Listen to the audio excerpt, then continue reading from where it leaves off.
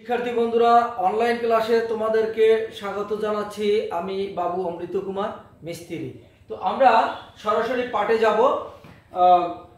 অষ্টম শ্রেণীর সাধারণ বিজ্ঞান বইটির আমরা চতুর্থ অধ্যায়ে চলে যাব। চতুর্থ অধ্যায় কি রয়েছে দেখি বন্ধুরা। উদ্ভিদের বংশবৃদ্ধি।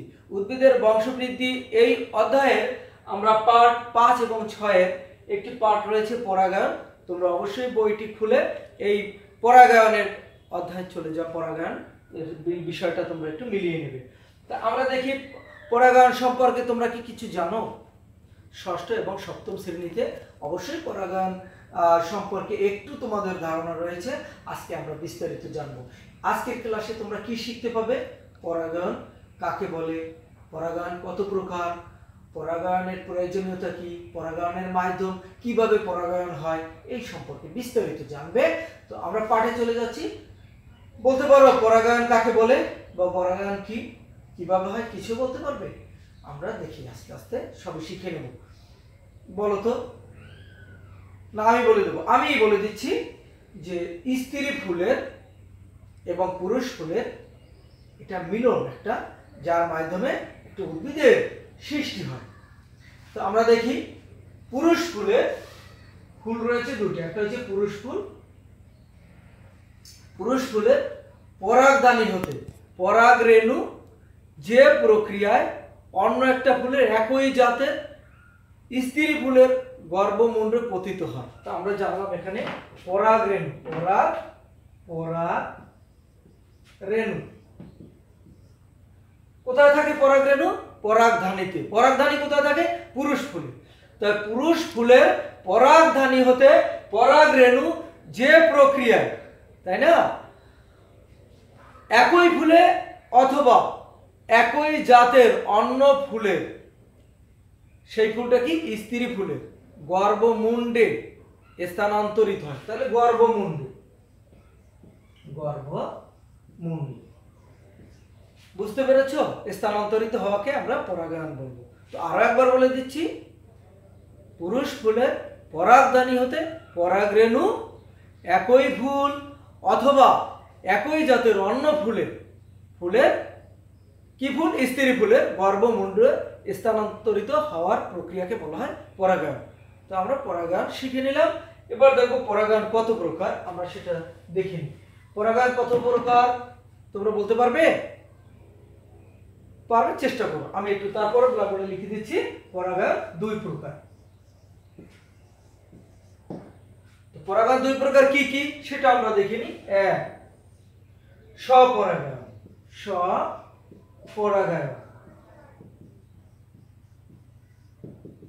2 পরপরাগায়ন।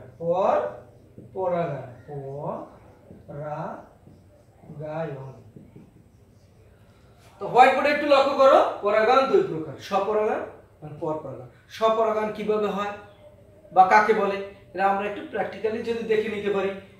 মনে করো এখানে একটা উদ্ভিদ রয়েছে, এখানে অনেক ফুল ফুটেছে, তাই না? এখানে যে একটি উদ্ভিদের একাধিক ফুল থাকে, এখানে যদি পরাগায়ন হয় অন্য গাছে উদ্ভিদে যাবে না, এই একটা উদ্ভিদের একই ফুল। তো এখানে মনে করো ফুল রয়েছে পুরুষ ফুল, এখানে একটা প্রজাপতি বসলো বা একটা যে কোনো পোকামাকড় বসলো, তার পায়ে কিন্তু পরাগধানী হতে পরাগরেণু লেগে যায়। তখন এই একটি উদ্ভিদের অন্য একটা স্ত্রী ফুলে যখন এসে এই প্রজাপতি বা অন্য কোনো প্রাণী লেগে যায়, গর্ভমুণ্ডে চলে যায় পরাগরেণু, সেটা হবে স্বপরাগায়ন। আমরা এখানে উদাহরণ দিতে পারি স্বপরাগায়নের। কি উদাহরণ দিতে পারি? সরিষা, কুমড়া, ধুতুরা এই জাতীয় উদ্ভিদের ক্ষেত্রে স্বপরাগায়ন হয়। তো বন্ধুরা, স্বপরাগায়ন একটি উদ্ভিদের একই ফুলে হয়ে থাকে। তো আমরা এবার দেখবো পরপরাগায়ন। দ্বিতীয়টা দেখো। এবার দেখো কি দ্বিতীয়টা দেখো। দ্বিতীয়টা একটু দেখি পরপরাগায়নটা। এখানে কিন্তু একই জাতের দুটি উদ্ভিদ রয়েছে, একই জাতের দুটি উদ্ভিদ। এখানে আমরা এটা মনে করি একটা প্রজাপতি, এটা একটা পুরুষ ফুলে পরাগধানীতে এসে পড়লো, তখন তার পায়ে কি হবে? পরাগরেণু লেগে যাবে। তখন প্রজাপতিটি উড়ে যখন এখানে এসে আরেকটি উদ্ভিদের একই জাত যদিও কিন্তু ভিন্ন উদ্ভিদ, যখন এখানে স্ত্রী ফুলের গর্ভমুণ্ডে এসে মধু খাওয়ার জন্য বা যে কায়দায় হোক এখানে এসে পড়লো, তখন কি হবে, এই পরাগরেণু গর্ভমুণ্ডে গায়ে লেগে যাবে, লেগে গেলে কি হবে, এই পরাগায়নটা হবে। তো এখানে কিন্তু দেখো দুটি উদ্ভিদ, এই যে পরাগায়নটা হলো এটা হলো পরপরাগায়ন। বুঝতে পেরেছো? পরপরাগায়নের মাধ্যমে নতুন উদ্ভিদের নতুন বৈশিষ্ট্য সম্পন্ন একটা উদ্ভিদের সৃষ্টি হয়। বুঝতে পেরেছো? আমরা হাতে কলমে কিন্তু এটা দেখিয়ে দিলাম। তো বন্ধুরা, স্বপরাগায়ন এবং পরপরাগায়ন কোন কোন উদ্ভিদের ক্ষেত্রে হয় তোমরা জানো? এরকম রয়েছে, শিমুল রয়েছে, পেঁপে রয়েছে, যেখানে এই পরপরাগায়নটি হয়। এবার আমরা যাব, তোমরা জানো যে কোনো মাধ্যম ছাড়া পরাগায়ন কিন্তু হয় না, তাই না? মাধ্যম, এখানে মানুষও হতে পারে মাধ্যম, অথবা একটা প্রজাপতি হতে পারে, ভ্রমর হতে পারে, বা কোনো কীট পতঙ্গ হতে পারে, তাই না? বায়ু হতে পারে, পানির মাধ্যম। এখানে কিন্তু পরাগায়নে কোনো মাধ্যম ছাড়া হবে না, মাধ্যম অবশ্যই লাগবে। তো মাধ্যম সম্পর্কে আমরা জেনে নেব, এবং এই মাধ্যমের জন্য কিছু আলাদা আলাদা অভিযোজন রয়েছে, অর্থাৎ বৈশিষ্ট্য রয়েছে বলে এ সম্পর্কেও আমরা আজকে জেনে নেব। তো প্রথমেই আমরা দেখব পতঙ্গ পরাগী ফুলের অভিযোজন। পতঙ্গ পরাগী ফুলের অভিযোজন অর্থাৎ বৈশিষ্ট্য। পতঙ্গ পরাগী ফুল, অনেক পতঙ্গ রয়েছে যার মাধ্যমে কিন্তু পরাগায়ন হয়, তাই না? এটা আমরা একটু দেখে নিই। এখানে ফুল কিন্তু বড় হবে, পতঙ্গ পরাগী ফুল কি অনেক বড় হবে, রঙিন, মধু গ্রন্থি থাকবে, তাই না?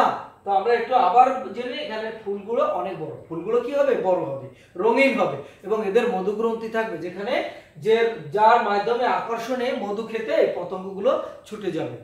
তো এখানে যেমন আমরা উদাহরণ দিতে পারি জবা, কুমড়া, সরিষা, এসব ফুলে এই পতঙ্গ দ্বারা পরাগায়ন হয়ে থাকে। আমরা এবার দেখব বায়ু পরাগী ফুলের বায়ু পরাগী ফুলের অভিযোজন।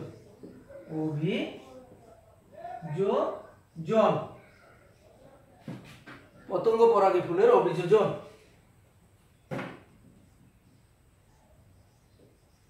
তো পতঙ্গ পরাগীর পর এবার হচ্ছে আমাদের বায়ু পরাগী ফুলের অভিযোজন। আমরা এটা সম্পর্কে জানবো। এখানে ফুল কিন্তু খুবই ছোট, এদের বর্ণ বা গন্ধহীন, মধুগ্রন্থি নেই, এখানে কিন্তু মধুগ্রন্থিও নেই। বায়ুর মাধ্যমে পরাগায়নটা যদি হয়, অবশ্যই ফুলগুলো ছোট ছোট হবে। যেমন ধানের ফুল বায়ুর মাধ্যমে উড়ে গিয়ে স্ত্রী ফুলের গায়ে পড়ে পরাগরেণু। তো এইটি বায়ু, আমরা উদাহরণ দিতে পারি ধানের ক্ষেত্রে বায়ুর মাধ্যমে এই পরাগায়নটি ঘটে থাকে। তো এখানে ফুলের বৈশিষ্ট্য রয়েছে, ফুলগুলো খুবই ছোট, বর্ণহীন, দেখা যায় মধুগ্রন্থিও কিন্তু নেই। আমরা এবার জানবো বায়ু, প্রথমে জানলাম পতঙ্গ পরাগী, এবার বায়ু পরাগী, এবার হচ্ছে পানি পরাগী। পানি পরাগী ফুলের অভিযোজন।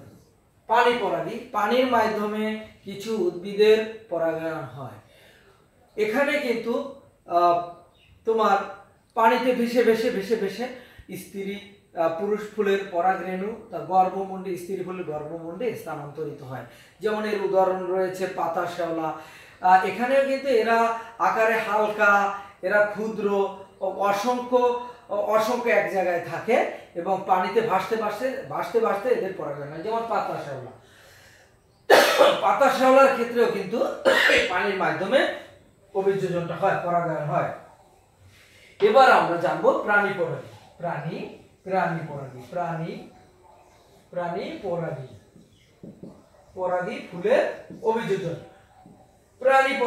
প্রাণীর মাধ্যমে এটা হয়ে থাকে। এই ফুলের কি কি বৈশিষ্ট্য রয়েছে আমরা এর সম্পর্কে জেনে নেব। ফুলগুলো মোটা হবে, বড় এবং আকর্ষণীয় হবে। বুঝতে পেরেছো? দূর থেকে দেখা যায় এমন প্রাণীরা মানে আকর্ষিত হয়, সেই ফুলের দিকে ছুটে যায়। এদের কিন্তু এই উদাহরণ দেওয়া যায়, যেমন কদম, শিমুল, কচু, এই জাতীয় ফুল। দেখো রঙিন ফুল, এদের ফুলগুলো মোটা, আকারে অনেক বড়। বন্ধুরা, আজকে আমরা এই পরাগায়ন শিখলাম। পরাগায়ন কত প্রকার, কি কি এর বৈশিষ্ট্যগুলো এবং উদাহরণ সহকারে আমরা জানলাম। এরপর আমরা জানলাম যে মাধ্যমের পর যে এই যে মাধ্যমে পরাগায়নটা হয়, সেই বৈশিষ্ট্য মাধ্যমের ক্ষেত্রে জানলাম আমরা পতঙ্গ পরাগী ফুলের বৈশিষ্ট্য অভিযোজন, বায়ু পরাগী ফুলের অভিযোজন, পানি পরাগী ফুলের অভিযোজন এবং প্রাণী পরাগী ফুলের অভিযোজন, অর্থাৎ এদের বৈশিষ্ট্য সম্পর্কে জানলাম। তো বন্ধুরা, আমরা এবার তোমাদেরকে একটু মূল্যায়ন করি। বলতে পারবে পরাগায়ন কত প্রকার? মনে আছে? অবশ্যই মনে থাকার কথা। পরাগায়ন হলো দুই প্রকার, স্বপরাগায়ন এবং পরপরাগায়ন। এই যে আমি দুটি উদাহরণ দিয়েছিলাম, বলতো এটি কোন পরাগায়নের উদাহরণ? দুটি উদ্ভিদ রয়েছে, এখান থেকে প্রজাপতি বা অন্য কোনো কীট পতঙ্গ বা বায়ুর মাধ্যমে যদি আরেকটা উদ্ভিদে গিয়ে এখান থেকে পরাগরেণু অপর একটি স্ত্রী ফুলের অপর একটি উদ্ভিদের একই জাত হতে হবে, তো যখন স্ত্রী ফুলের গর্ভমুণ্ডে পতিত হবে, এই পরাগায়নটা হবে পরপরাগায়ন। বলতে পারবে কোন পরাগায়নে নতুন জাতের উদ্ভব হয়? এই পরপরাগায়নে নতুন জাতের উদ্ভব হয়। তোমরা বলতে পারবে বায়ু পরাগী ফুলের একটি উদাহরণ, বায়ুর মাধ্যমে অভিযোজন হয়, বলতে পারবে? ধান, এর উদাহরণ হলো ধান।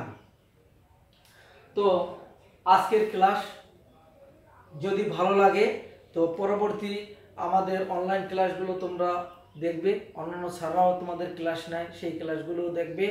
আর করোনাকালীন সময়ে তোমরা সুস্থ থাকবে, যে যেখানে আছো ভালো থাকবে। আজকে আমার অনলাইন ক্লাসটি শেষ করলাম। সকলকে ধন্যবাদ।